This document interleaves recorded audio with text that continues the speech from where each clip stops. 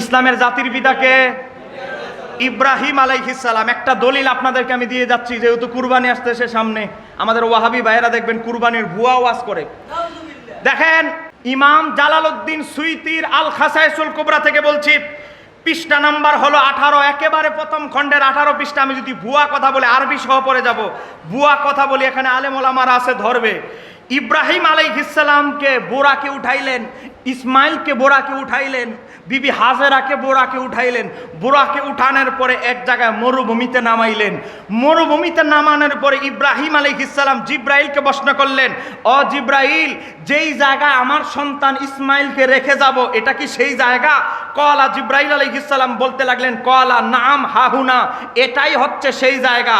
এটা কোন জায়গা জানেন আল্লাহর নবী ইব্রাহিম? দেখেন, আমার নবীর শুভ আগমন, আমার নবীর নবুয়ত নিয়ে কখন আলোচনা হচ্ছে, ইব্রাহিম নবীকে জিব্রাইল বলতেছে, ও আল্লাহর নবী ইব্রাহিম, এটা আপনি হয়তো মরুভূমি দেখতে পাচ্ছেন, যে মরুভূমি, আশেপাশে কোনো গাছ নাই, পানি নাই, কিচ্ছু নাই, বৃক্ষলতা নাই, কিন্তু এই জায়গাটা ছোট খাটো জায়গা নয়, এই জায়গাটাকে ছোট করে দেখবেন না। কই ইয়াখরুজুন নবীল উম্মি, কই এই জায়গা থেকে নবীল উম্মি, আমার নবীর কথা বলছে, নবীল উম্মি বের হবে, এই জায়গা থেকে প্রকাশিত হবে, মিন যুররিয়াতি ইবনিকা, আপনার সন্তান ইসমাইলের বংশ থেকে সে আগমন করবে। এরপরে বলতেছে, তার ডিউটি হবে কি? গোটা নবীরা যেই দায়িত্ব পালন করেছে তার পরিপূর্ণতা সে করবে। আল্লাযী তাতিম্মু বিহি কালিমাতুল উলিয়া, তিনি আল্লাহর কালেমাকে সর্বোচ্চ জায়গায় পৌঁছে দিবেন। গোটা পৃথিবীর আনাচে কানাচে তিনি আল্লাহর কালেমার দাওয়াত পৌঁছে দিবেন। চিৎকার দিয়ে বলা যাবে কি? অথচ জায়গাটা হলো কি? মরুভূমি। জোরে বলেন, জায়গাটা হলো কি? ইব্রাহিম আলাইহিস সালাম তো জায়গা বাস্তবতা এমনি দেখতে পাচ্ছে মরুভূমি, কিন্তু এই জায়গাকে আমার আল্লাহ আস্তে আস্তে বানাই দিলেন মক্কা। বিবি হাজারা পানির জন্য দৌড়াদৌড়ি করতে লাগলো, পানির ফোয়ারা বেরিয়ে গেল। আজকে আমরা যাচ্ছি, পানির ফোয়ারা বেরিয়ে গেল, দেখে এক ডাক পাখি আসে, এক ডাক পাখি যায়। বণিকরা, ব্যবসায়িকরা বলে, কিরে পাখি এক দল আসে আরেক দল যায়, নিশ্চয়ই ওখানে কোনো পানির বা কোনো খাবারের ব্যবস্থা আছে। একজন প্রতিনিধি পাঠাইলো, ঠিকই গিয়ে দেখে একটা কূপ আছে, কূপ থেকে পানি খাইলো, পানি তো বড় সুমিষ্টি, আর কিছু পানি নিয়ে গেল ভর্তি করে। বলে, দেখেন, সর্দার, কাফেলার সর্দারকে বলল, এই হলো পানি, এত মিষ্টি পানি, আমরা সিরিয়ায় গিয়েছি, আমরা বিভিন্ন আরব বিশ্বে বিভিন্ন খ্রিস্টানদের রাজ্যে গিয়েছি, কোথাও আমরা বিভিন্ন জায়গায়, মানে ধর্ম, যেই ধর্ম ছিল বিভিন্ন এলাকায় গিয়েছি, কোথাও এত সুমিষ্টি পানি পাই নাই, এত পানি। কাফেলার লোকরা আসলো, আসে বললো, এই পানির মালিককে? বলে, আল্লাহ। কার? এটা তো বুঝলাম, সৃষ্টিকর্তা। এখন দায়িত্বে আছে কে? আমি দায়িত্ব আছি। বিবি হাজারা বলতেছে, আমার দায়িত্বে কূপটা আছে। বলে, আমরা এই কূপ থেকে আমরা যখন সফরে যাব, আমরা পানির পিপাসায় থাকি লম্বা বনভূমিতে, আপনি কি আমাদের কাছে টাকার বিনিময়ে পানি বিক্রি করবেন? বলে, টাকা লাগবে না, এই কূপ থেকে অফুরন্ত নেয়ামত পানি ভোগ করতে থাকেন।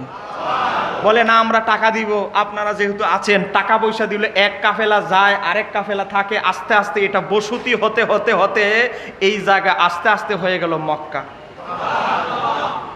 কিন্তু ইব্রাহিম আলাইহিস সালাম তো মনে করেছে, রে বাবা রে, মরুভূমির মধ্যে আমার ছেলেরে রাখতেছে।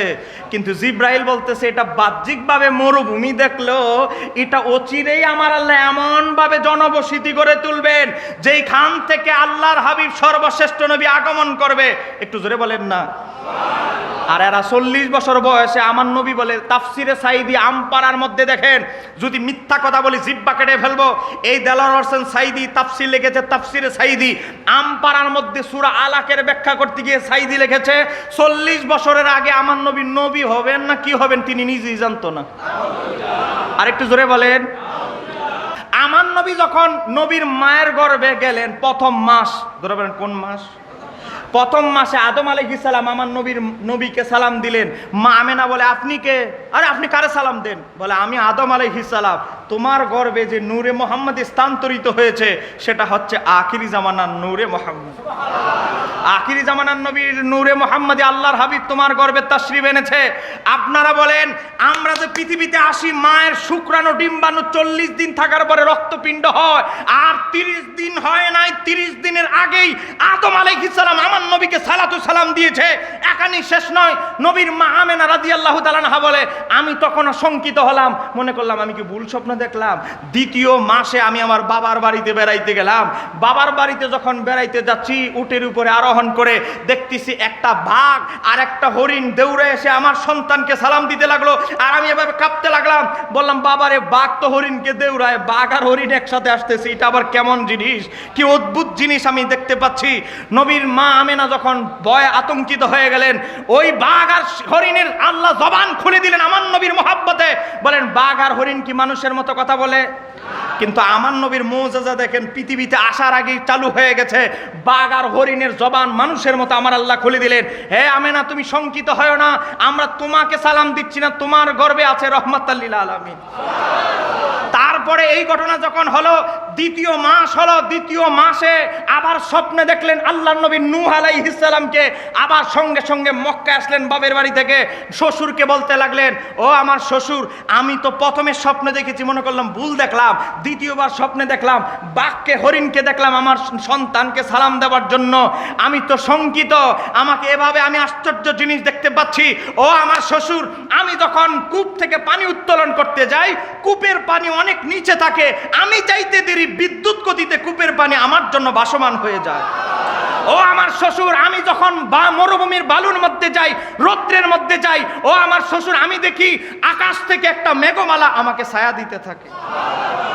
এই ঘটনা যখন আশ্চর্যময় ঘটনা বলতে লাগলো, নবীর দাদা আব্দুল মুত্তালিব বলে, সাবধান, তোমার গর্বে আছে রাহমাতাল লিল আলামিন। এই কথা তুমি তোমার নিকটের কাউকে তুমি এই কথা বলবে না, এই কথা কাউকে তুমি বলবে না, আমার নাতির হাকিকত কাউকে বলবে না। আমার নাতি বড় আজিম শানওয়ালা নাতি, জোরে বলা যাবে কি সুবহানাল্লাহ। নবীর মা যদি জানে আমার নবী শিশুকালে, নবী শিশুকালে না, মায়ের গর্ভে যখন আমার নবী, তখন আমার নবীর মা আমেনা জানে আমার নবী নবী। আর এই ওয়াহাবি হুজুররা বুঝতে পারছে নবী 40 বছর পরে নবী হয়েছে, এটা এরা নবী নাকি বুঝতে পেরেছে। তাহলে তাদের ঈমান আর নবীর মায়ের ঈমান এক? বলেন, ঈমান এক? নবীর দাদা, যিনি নবীর আপন দাদা, তিনি বলে আমার নবী নবী, তখনও নবী। আমার নবীর মা বলে নবী যখন গর্ভে তখনও নবী। আর এরা গবেষণা করে পাইছে 40 বছর বয়সের পরে নবী। এবার আরেকটা তাদের কুযুক্তি দেখেন, তারা বলে নবী 40 বছর আগে নবীর কোনো কিছু অনুসরণীয় নয়। তা আমি এক ওয়াহাবিরে ধরলাম, এই যে বাঞ্চারামপুর, আমি বললাম নবী ব্যবসা বাণিজ্য করতো, বলেন করছে কি করে নাই? তাহলে ব্যবসা করা কি হালাল না হারাম? তাহলে আমরা কি ব্যবসা করি কি করি না? তাহলে নবীর যদি 40 বছরের আগের কোনো কিছু অনুসরণীয় না হয়, তাহলে তো ব্যবসা বন্ধ করে দিতে হবে। এক কথা কর না কেন? সবার আগে হের ওয়াজ ব্যবসা বন্ধ করতে হবে, কারণ এই ওয়াজ ব্যবসা কোনো সাহাবী এভাবে করে নাই। কথা কর না কেন? ঠিক কিনা? নাম্বার 2, আমার নবী একটা উপাধি পেয়েছিলেন জাহিলি যুগে, উপাধিটা হচ্ছে আল আমিন। তোর এখন কি? তাহলে আমার নবী এমন সত্যবাদী ছিলেন যিনি আল আমিন উপাধি পেয়েছেন। তাহলে এটা কি অনুসরণযোগ্য না অনুসরণযোগ্য নয়? এটা কি অনুসরণ করতে হবে কি হবে না? তাহলে নবীর 40 বছরের জিন্দিগির যদি অনুসরণীয় না হয়, তাহলে তো সত্য কথা ছেড়ে দিতে হবে। এই কথা কথা কেন? ঠিক কিনা? নবী সাম্যতা, ঐক্যবদ্ধতা শিক্ষা দিয়েছে। কি হিলফুল ফুজুল? এই দেখেন, আমরা সুন্নিরা যত হিলফুল ফুজুল নামে সংগঠন নাই, ওয়াহাবি জামাতের তার চেয়ে ফার্স্ট ডাবল সংগঠন নাম দিয়েছে হিলফুল ফুজুল। এই হিলফুল ফুজুল কিন্তু নবীর 40 বছরের পরের সংগঠন নয়, 40 বছরের আগের সংগঠন। ও তোমরাও কিছু কিছু মানো, সুবিধা হলে মানে, আর সুবিধা হলে নবীর 40 বছরের কিছু অনুসরণীয় নয়। এটা কি একমুখী কথা না দ্বিমুখী কথা? দ্বিমুখী কথাটা কি মুমিনরা বলে না মুনাফিকরা বলে? আমার বাবারা ভাইরা, আমি 40টা সময় নেই, 40টা সিফত আমি আমার নবীর আলোচনা করতে পারবো। আজকে দেখেন, আমানতের মাল নবী হেফাজত করার কারণে কাফেররা পর্যন্ত আমার নবীর কাছে মাল আমানত রাখতো। কথা বলেন, সত্য না মিথ্যা? তাহলে আমানতের মাল হেফাজত করা এটা কি মুমিনদের দায়িত্ব কিনা? তাহলে এটা কি নবীর চরিত্র 40 বছরের ভিতর চরিত্র থেকে অনুসরণ করা যাবে কি যাবে না? তাহলে এরা বলে 40 বছরের ভিতরের নবীর বলে কিছু অনুসরণীয় নয়। বাবা, আমার নবীর 40 বছরের জিন্দেগিতে কোনোদিন মূর্তিকে টাচও করে নাই, তাহলে কি এটা অনুসরণ করতে হবে কি হবে না? আমার নবী 40 বছরের জিন্দেগিতে কোনোদিন মদের পেয়ালা স্পর্শ করে নাই। এখানেই শেষ না, আমার নবী যখন বাইতুল মুকাদ্দাসে মেরাজের রাতে গেলেন, আমার নবীর সামনে একটা দুধের পেয়ালা দিলেন জিব্রাইল, আর একটা শরাবের পেয়ালা দিলেন। আমার নবী কি করলেন জানেন? আমার নবী শরাবের পেয়ালা গ্রহণ করলেন না মদের পেয়ালা গ্রহণ করলেন? দুধের পেয়ালা। হযরতে জিব্রাইল বলে, আপনি যদি দুধের পেয়ালার পরিবর্তে মদের পেয়ালাটা গ্রহণ করতেন, আপনার উম্মত কি করত? মদে আসক্ত হয়ে যেত।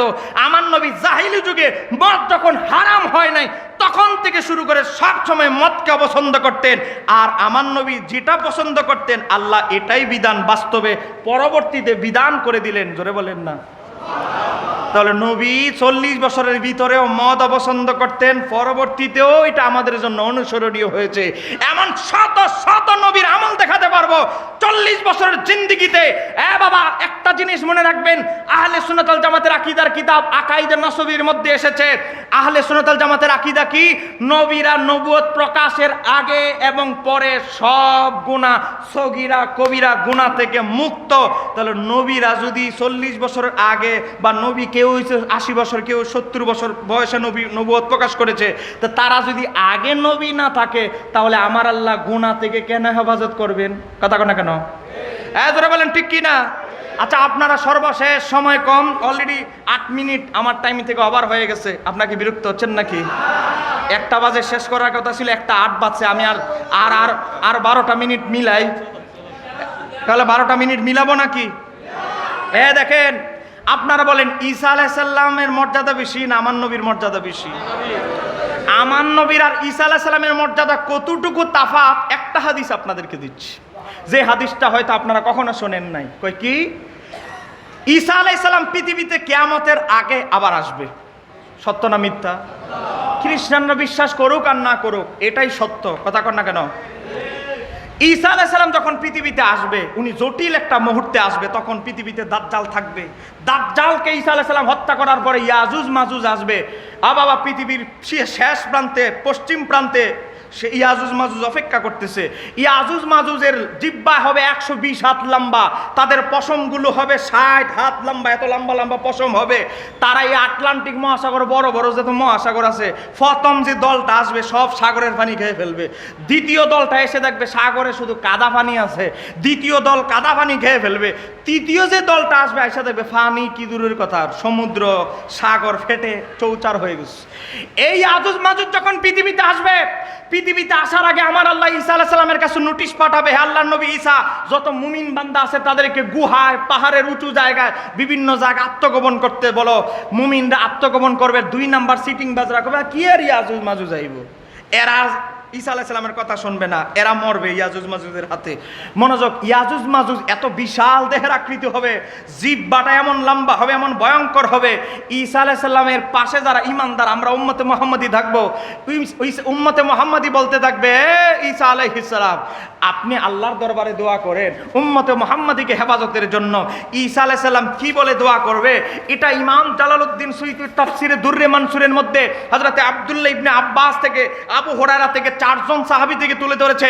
এমনকি জামাতরা, আহলে হাদিসরা, ওয়াহাবিরা যে তাফসিরটা বেশি পড়ে, তাফসিরে ইবনে কাসিরের মধ্যে এসেছে ইয়াজুজ মাজুজের ঘটনায়। তখন ঈসা আলাইহিস সালাম বলবে, ও আল্লাহ, মুহাম্মদ সাল্লাল্লাহু আলাইহি সাল্লামের উসিলায় আল্লাহ তার উম্মতকে তুমি হেফাজত করো। ঈসা আলাইহিস সালাম কার উসিলায় দোয়া করবে? নবীর উসিলায়। জোরে বলেন, কার উসিলায়? নবীর উসিলায়। তাহলে নবীর উসিলা দিয়ে যদি ঈসা আলাইহিস সালাম দোয়া করে, তো আমার নবীর মর্যাদা বেশি না ঈসা নবীর মর্যাদা বেশি? একটা দলিল দিলাম খালি, যেটা সামনে ঘটবে, এখনো ঘটে নাই, ঘটবে, এমন একটা দলিল দিলাম। এবার আসেন, তো ঈসা আলাইহিস সালাম যখন শিশু, আপনারা জানেন ঈসা আলাইহিস সালাম বাবা সারা তৈরি হয়েছে, বাবা সারা পৃথিবীতে এসেছে। এখন কত ঘটনা, কত জঞ্জাল তিনি পার হতে হয়েছে। এখন আপনারা বলেন, বাবা ছাড়া তৈরি হওয়ার কারণে বহু ঝামেলা বহু ঝামেলা ওনার মাকে পোহাতে হয়েছে, বহু ঝামেলা তার হয়েছে। মনোযোগ, ঈসা আলাইহিস সালামের মা মারিয়ম বলতে লাগলো, আমার ছেলে পরিচয় কি এটা আমি দিব না, নিজের ডোল নিজে পিটাইলে তো হয় না। মনোযোগ, ওয়াহাবিরা এই জিনিসগুলো বুঝে না। ওয়াহাবিরা বলে, নবী যদি গায়েব জানতো, মা আয়েশা সিদ্দিকা ওনার বিবির যে মিথ্যা অপবাদ দিছে, এটা উনি বলতে পারলো না কেন? মনোযোগ, নবী যদি বলে আমার বিবি দুশ্চরিত্রা না সুচরিত্রা, মানুষ কবে হ্যাঁ তো হ্যার বউর কথা বলবই, কথা না কেন? হ্যাঁ বউ রিসিভ করার জন্য কত কথাই বলবে, কারণ মনে রাখতে হবে মাসা সিদ্দিকার বিরুদ্ধে মিথ্যা অপবাদটা কিন্তু মুসলমানরা ছড়ায় নাই, ছড়িয়েছে আব্দুল্লাহ ইবনে উবাই মুনাফিকের গোষ্ঠীরা। এজন্য আমার নবী বলে আমার বিবি যে ভালো এটা তো আমি জানি, আমার আল্লাহ নোটিশ নাজিল করবেন, আমার আল্লাহর বক্তব্য দিয়ে আমি দলিল দিব। কথা না কেন? ঠিক কি না? এবার আসেন তো, হযরতে মারিয়াম বলে আমার সন্তানের পরিচয় আমি দিলে কবে নিজের ঢোল নিজে পিটায়, আমি বলবো না আমার সন্তানকে, আমার সন্তানকে এটা আমার সন্তান নিজেই তোমাদেরকে বলবে। এটা তো ভাইরাল খবর, শিশু বলে কথা বলবে। এই খবর যদি এই আধুনিক যুগে ফেসবুকে ছড়ায় যাইতো, পুরুষ বেশি হইতো না নারী বেশি হইতো? এখন মনে করেন বেবিলনে মানুষ পুরুষ যতগুলো, মহিলা তার চেয়ে বেশি। জারিফ বাবারে মারিয়মের সন্তান বলে বলবে, কথা বলবে, মারিয়মের শিশু সন্তান নাকি কথা বলবে, সে কে? আর এই ভাইরাল খবর তো শুনতে হবে, এত বড় কঠিন খবর, অলৌকিক খবর, হাজার হাজার মানুষ সমবেত হয়ে গেল। বিবি মারিয়ম উঁচু একটা জায়গার মধ্যে দাঁড়ালেন। আমার আল্লাহ এই ঘটনাটাই সূরা মারিয়মের 30 নম্বর আয়াতে আমার আল্লাহ তুলে ধরেছেন। ও বাবা, কোরআন কি আমার বানানো না এই হুজুরের বানানো? কোরআন কিতাব কার? জোরে বলেন কার? আল্লাহর কিতাব। কলা ঈসা আলাইহিস সালাম বলতে লাগলো, ইন্নী আব্দুল্লাহ, আমি আল্লাহর বান্দা। বাবা, আমি ওয়াহাবিদের আহলে হাদিসদের অনুবাদ পড়তেছি, বাংলা হাদিস অ্যাপস দেখবেন, বাংলা হাদিস, এই বাংলা হাদিস অ্যাপস থেকে আহলে হাদিসরা যে অনুবাদটা করেছে আয়াতের, সেটা পড়ছি। আহলে হাদিসরা অর্থ করেছে, কলা ইন্নী আব্দুল্লাহ, তিনি বললেন, মানে ঈসা আলাইহিস সালাম বললেন, আমি তো আল্লাহর বান্দা। তারপরে আতানিল কিতাবা, আমাকে কিতাব তিনি আমাকে, মানে আল্লাহর কথা বলছে, তিনি আমাকে কিতাব দিয়েছেন। একটু জোরে বলেন না? কিতাব পাবে বালেগ হলে, যখন বয়স মোটামুটি পরিপূর্ণ হবে তখন কিতাব দিবেন। কিন্তু ঈসা নবী বলতেছে আমাকে অলরেডি কিতাব দিয়ে ফেলেছে। এই দেখেন, দিয়েছেন বাজান শব্দটা আছেন না নাই? আমরা অনুবাদ করি নাই, কিন্তু এটা অতীতকালীন শব্দ। আহলে হাদিসরা অর্থ করতেছে, তাদের অর্থ বলতেছি। বাংলা হাদিস অ্যাপসে ঢুকেন, সূরা মারিয়াম 30 নম্বর আয়াত।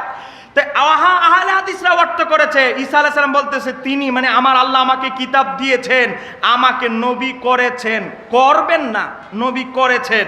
একটু জোরে বলেন না? তাহলে ঈসা আলাইহিস সালাম কিন্তু শিশুকালে নবুয়তের দাওয়াত দেয় নাই, দিয়েছে যখন পাকাপোক্ত একটা বয়স হয়েছে তখন। কিন্তু তিনি যে নবী, এটা সব নবী শিশুকাল থেকেই সব নবী জানে, তাদেরকে আল্লাহ নবুয়তের জন্য মনোনীত করা হয়েছে। শুধু অপেক্ষা কখন আমার আল্লাহ দাওয়াত দেওয়ার হুকুম জারি করে, দাওয়াত দেওয়ার হুকুম জারির অপেক্ষায় তারা ছিলেন। প্রত্যেক নবী জানতেন তারা যে নবী হবেন, নবী তাদেরকে বানানো হয়েছে। কথা না কেন? ঠিক কিনা? প্রত্যেক নবী জানেন তাদেরকে নবী বানানো হয়েছে। বলেন, আরেকজন নবী আছে জাকারিয়া আলাইহিস সালাম। কথা না কেন? ঠিক কিনা? মনোযোগ, জাকারিয়া আলাইহিস সালামের বয়স যখন 6 বছর, জোরে বলেন কয় বছর? আমি ভুয়া কোনো রেওয়ায়েত বলবো না, হাদিসের রাবি সাহাবী কিতাবের নাম সহ বলছি। সাহাবীর নাম আব্দুল্লাহ ইবনে আব্বাস। তাফসিরে দুররে মানসুর ইমাম জালালউদ্দিন সুয়ুতির লেখা সূরা মারিয়মের ব্যাখ্যায় 4 নম্বর খণ্ড 470 পৃষ্ঠা, দারুল কুতুব ইলমিয়া বৈরুত লেবাননের ছাপ।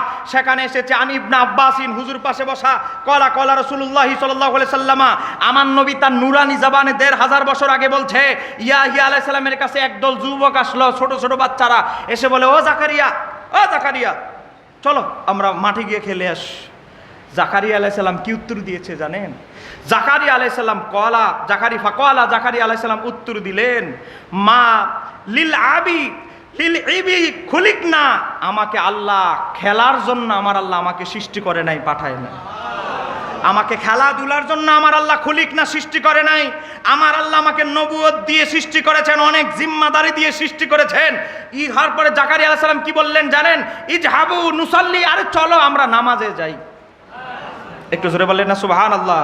তাহলে জাকারিয়া আলাইহিস সালাম যদি 6 বছর বয়সে বুঝেন, উনি এখনো যদিও ছোট, কিন্তু আল্লাহ তাকে বানাইছে মহৎ বড় লক্ষ্য উদ্দেশ্যে, শুধু সময়ের ব্যাপার দাওয়াত দেওয়া চালু করা।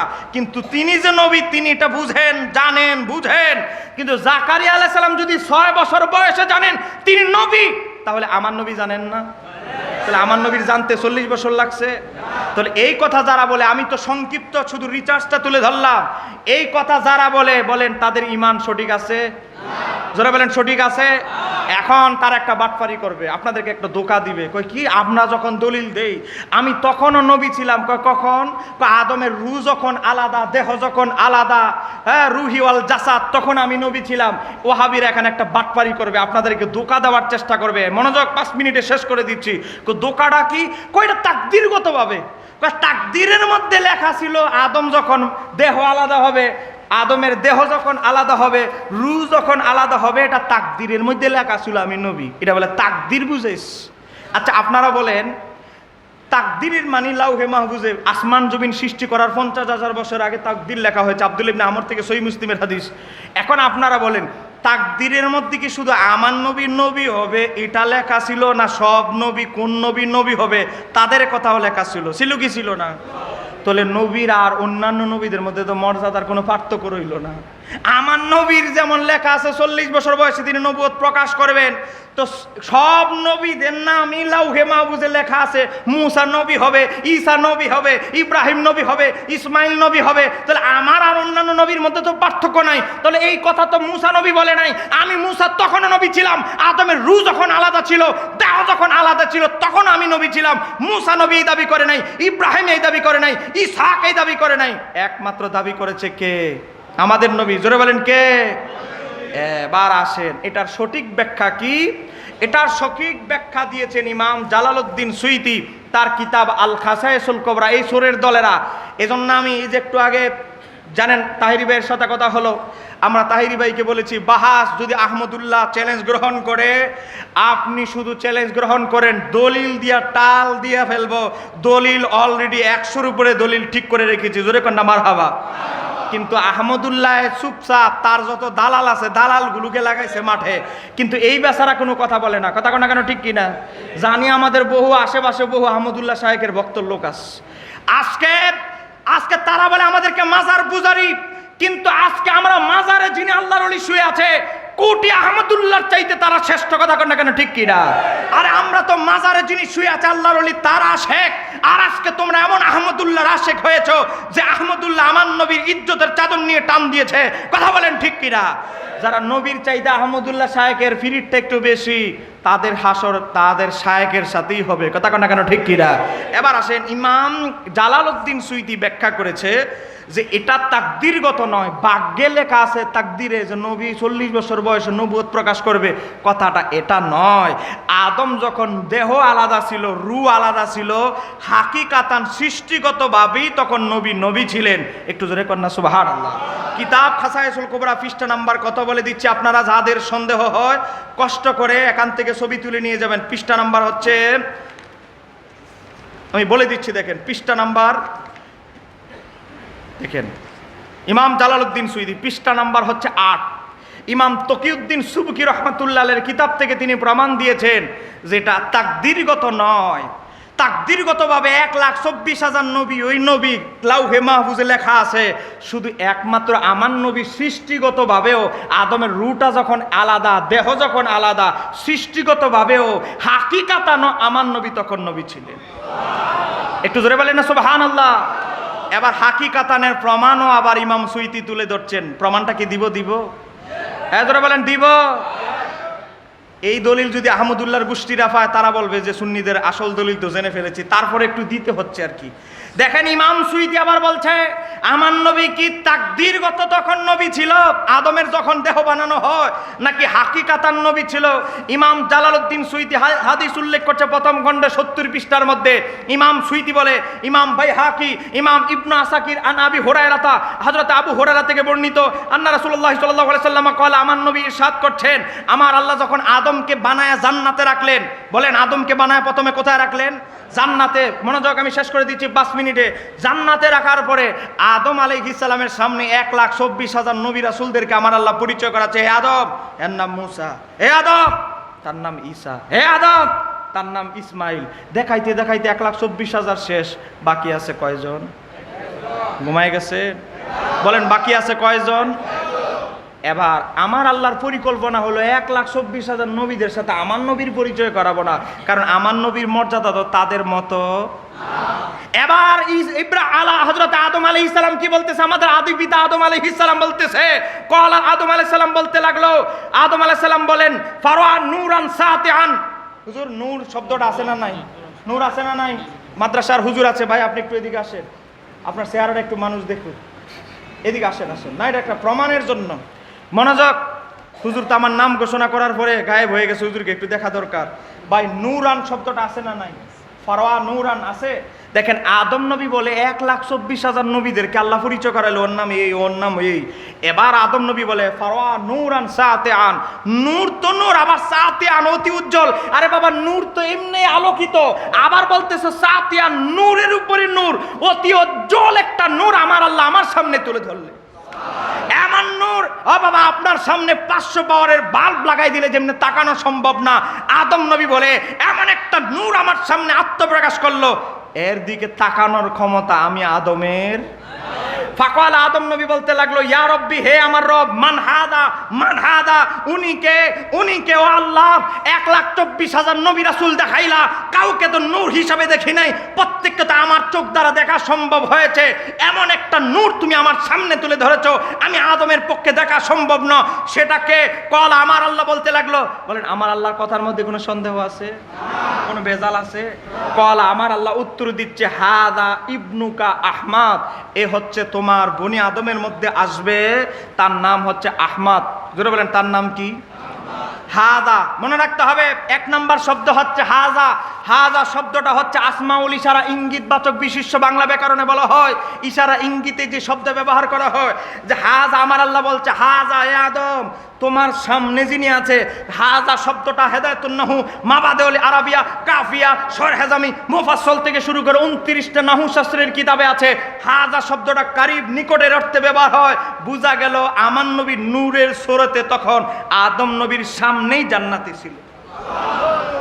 তাহলে আমার নবী কি তাকদীরগতভাবে না হাকিকাতান? আমি কিন্তু সাফার জোরে বলছি না, আবু হুরায়রার হাদিস থেকে বলছি। দেখেন তারপরে আদম আলাইহিস সালামকে বলতে লাগলো হাদা ইবনুকা আহমাদ। আদম আলাইহিস সালাম, মনোযোগ, শেষ করে দিচ্ছি 2 মিনিটে।